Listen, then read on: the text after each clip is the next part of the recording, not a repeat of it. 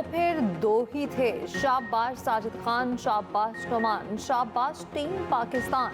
पाकिस्तान के home ground पर तारीखी फतह। पिंडी टेस्ट में इंग्लैंड को 9 विकेटों से शिकस्त। तीसरे दिन ही पिंडी टेस्ट जीत लिया। 19 साल बाद होम ग्राउंड पर इंग्लैंड के खिलाफ टेस्ट सीरीज जीत ली। 9 साल बाद इंग्लैंड के खिलाफ टेस्ट सीरीज में कामयाबी हासिल की। पाकिस्तान ने सीरीज 2-1 से अपने नाम कर ली। इंग्लिश टीम दूसरी इनिंग्स में 112 रन पर ढेर।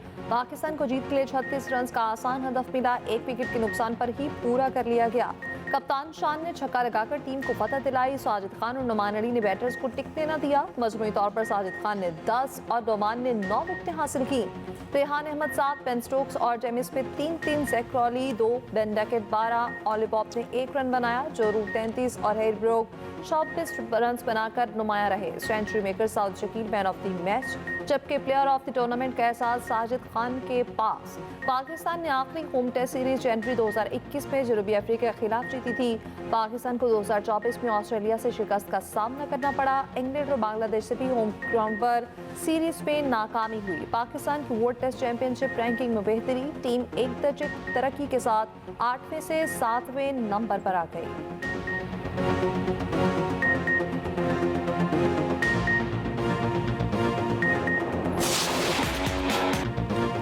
साजिद और नुमान से गोरे परेशान। पिंडी में मुल्तान टेस्ट का एक्शन रिप्ले। सुपरहिट स्पिन जोड़ी ने 2 मैचेस में 39 विकेटें ली। नुमान ने 20 और साजिद ने 19 खिलाड़ियों को चलता किया। साजिद खान पिंडी स्टेडियम में 10 विकेटें लेने वाले पहले स्पिनर बन गए। टेस्ट की तारीख में पाकिस्तानी फास्ट बॉलर का एक भी गेंद ना कराना रिकॉर्ड बन गया। दोनों स्पिनर ने ही सिर्फ बॉलिंग ही नहीं, बैटिंग में भी खूब किरदार निभाया। पाकिस्तान की फतह में नुमाया किरदार अदा किया। साजिद खान ने 48 और नुमान अली ने 45 रन बनाए। साजिद खान का धोबी पट का एक्शन भी सबको भा गया। कप्तान शान मसूद ने कहा, नुमान और साजिद ने शानदार बॉलिंग की। साजिद खान बोले, कमबैक का प्रेशर था, विकेट अच्छी थी। इंग्लिश कप्तान बेन स्टोक्स ने कहा, अगले मैचेस में टीम की कारकर्दगी पर भरपूर तवज्जो देंगे।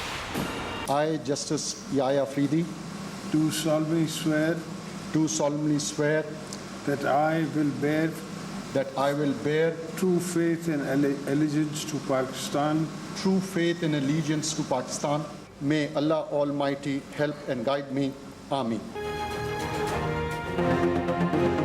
जस्टिस याह्या अफरीदी ने 30वें चीफ जस्टिस ऑफ पाकिस्तान का हल्फ उठा लिया। सदर आसिफ अली जरदारी ने हल्फ लिया। ऐवान सदर में आला शान तकरीब।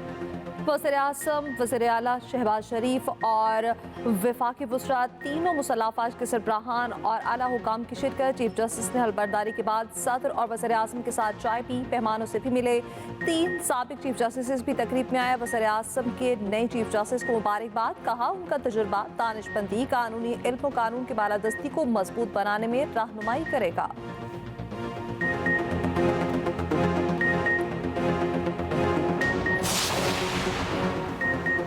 जस्टिस मंसूर अली शाह और जस्टिस मुनीब अख्तर दोबारा प्रैक्टिस प्रोसीजर कमेटी में शामिल। जस्टिस याह्या अफरीदी ने प्रैक्टिस एंड प्रोसीजर कमेटी की तश्कील नौ कर दी। चीफ जस्टिस याह्या अफरीदी जजेस कमेटी के सरबराह और जुडिशल कमीशन के भी चेयरमैन बन गए। रजिस्ट्रार सुप्रीम कोर्ट की जानिब से नोटिफिकेशन जारी। चीफ जस्टिस याह्या अफरीदी ने फुल कोर्ट इजलास 28 अक्टूबर को तलब कर लिया। सुप्रीम जुडिशल काउंसिल का इजलास 8 नवंबर को होगा। चीफ जस्टिस याह्या अफरीदी का सुप्रीम कोर्ट की तमाम अदालतों को लाइव स्ट्रीमिंग सर्विस फराहम करने का फैसला।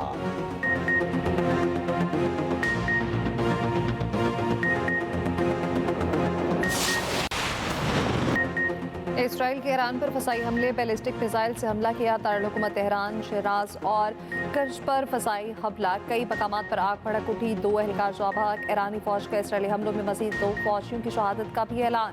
इसराइल के ऐलानी मिसाइलों के निज़ाम और फौजी अहदाफ को निशाना बनाने का दावा। ईरान का इसराइल को मुंह तोड़ जवाब देने का ऐलान।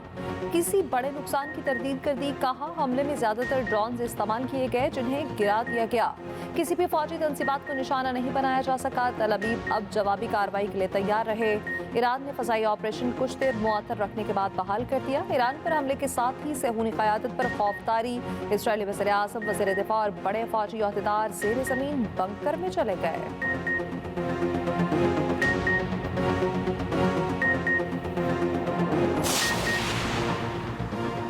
पाकिस्तान की ईरान पर इसराइली हमलों की शदीद मजम्मत। वज़ीर-ए-आज़म शहबाज शरीफ का ईरान पर इसराइली जारहियत पर तशवीश का इजहार। कहा, ऐसी कार्रवाइयाँ खिते के अमन व इस्तेहकाम के लिए ख़तरा हैं। ये कार्रवाइयाँ खुद मुख्तारी के उसूलों और आलमी कवानीन की खिलाफ वर्जी हैं। पाकिस्तान अमन के हुसूल में ईरान और दीगर हमसाया मुल्कों के साथ है। तमाम फरीकैन मज़ीद कशीदगी से बचने के लिए तहम्मुल से काम लें। सऊदी अरब की ईरान पर इसराइली हमले की मजम्मत। कहा, ईरान पर हमला मुल्क की खुद मुख्तारी आलमी कवानीन की खिलाफ वर्जी है। फरीकैन ज़्यादा से ज़्यादा तहम्मुल का मुजाहिरा करें। मुत्तहिदा अरब इमारात, ओमान, मलेशिया की भी इसराइल पर हमले की शदीद मजम्मत। अमेरिका ने इसराइली हमलों से लाताल्लुकी का ऐलान कर दिया। तर्जुमान व्हाइट हाउस ने कहा, इसराइल के ईरान पर हमलों में अमेरिका हिस्सा नहीं ले रहा।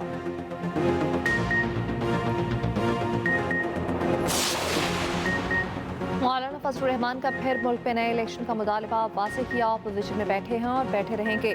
मौजूदा असम्बली नाजायज़ है, ऐसी यहाँ उल्टी गंगा बह रही है। खुशाब ने मीडिया से गुफ्तगू में कहा, पीटीआई क़यादत को हमसे सीखना चाहिए।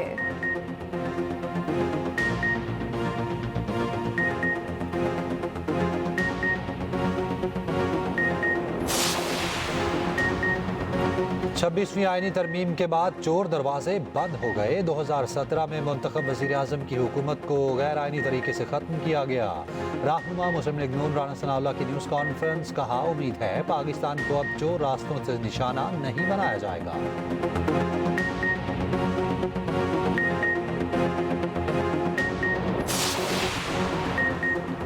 मरियम नवाज की अली अमीन गंडापुर पर नाम लिए बगैर तनकीद। तकरीबी अल्परदारी के बाद गुफ्तगू में वज़ीर आला पंजाब ने कहा, जो कल तक कहते थे हम चीफ जस्टिस को नहीं मानेंगे, तो आज यहाँ आया हुआ है। जो जजेस गुज़श्ता रोज़ नहीं आए थे वो सब आज आ गए।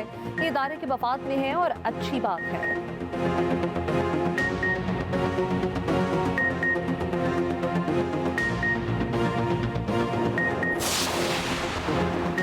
पूरा जोर लगाएंगे, बानी पीटीआई को जेल से निकाल कर केपी लाएंगे। वज़ीर आला केपी अली अमीन गंडापुर कहते हैं, बुशरा बीबी से मशवरे ज़रूर हुए हैं, उन्होंने सियासी कमेटी के इजलास की सदारत नहीं की। बुशरा बीबी जहां भी होती सिक्योरिटी हमने ही देनी थी। एक सवाल के जवाब में कहा, पुलिस वैन पर हमले का वाक़या जाली ड्रामा है, अदालत ने इन्हें छोड़ दिया था, ये ड्रामेबाजी बंद करें। नए चीफ जस्टिस हमारे सूबे से हैं, इसलिए हल्फ बर्दारी में शिरकत की। अगर जस्टिस मंसूर अली शाह ने इन्हें कबूल कर लिया है तो फिर हम भी एतराज़ क्यों करना चाहिए।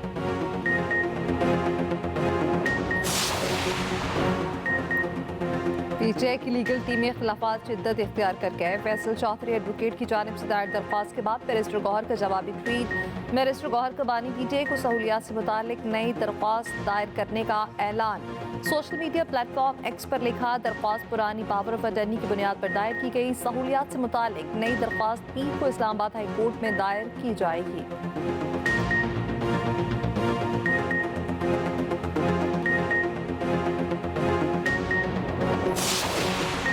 पीटीआई रुकने कौमी असम्बली जैन कुरैशी बतौर डेप्टी पार्लिमानी लीडर मुस्ताफ़ी। जैन कुरैशी ने शोकॉज नोटिस मिलने पर ओहदे से इस्तीफा दिया।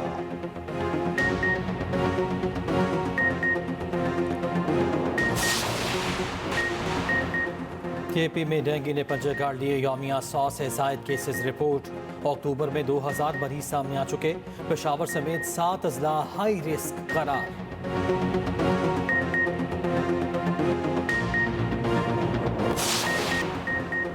सिंध हाई कोर्ट का एमडी कैट टेस्ट 4 हफ्तों में दोबारा लेने का हुक्म। एमडी कैट मुबैना बेज़ाब्तियों के केस में मुख्तसर फैसला सुना दिया। अदालत ने रिमार्क्स दिए, कोई खेल ना खेला जाए, हम बच्चों के सर पर तलवार लटकने नहीं दे सकते। मैकेनिज्म कंप्रोमाइज हुआ है, दोबारा टेस्ट लेने के अलावा कोई ऑप्शन नहीं।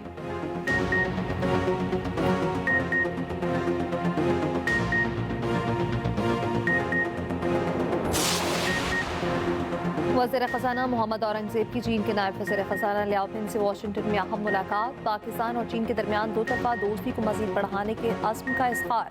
वज़ीर ख़ज़ाना का कहना है, पाक चीन दोस्ती मुआशी इस्लाहात से सीखने के लिए पुरअज़्म है।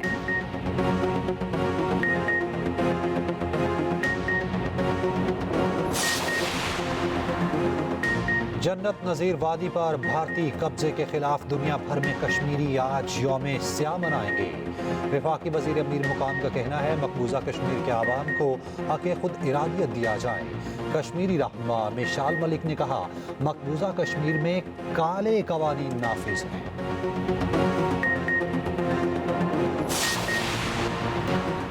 प्यारों को छोड़ने जरूर आए मगर एयरपोर्ट की जान जल्दी छोड़ जाएं। न्यूजीलैंड के शहर डनटन में एयरपोर्ट पर नई पाबंदी, मुसाफिरों को अलविदाई गले मिलने के लिए 3 मिनट हद मुकर्रर कर दी गई।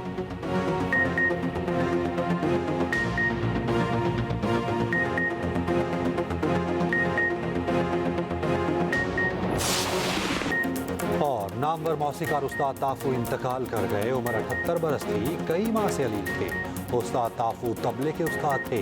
मेहदी हसन, नूरजहां, नुसरत फ़तेह अली खान जैसे सिंगर्स के साथ परफॉर्म किया। गुलकारा नसीबुलाल समेत कई गुलकारों को मुतारिफ कराया। नमाज जनाजा कल अदा होगी। वज़ीर आला पंजाब मरियम नवाज का उस्ताद ताफू के इंतकाल पर इज़हार अफसोस।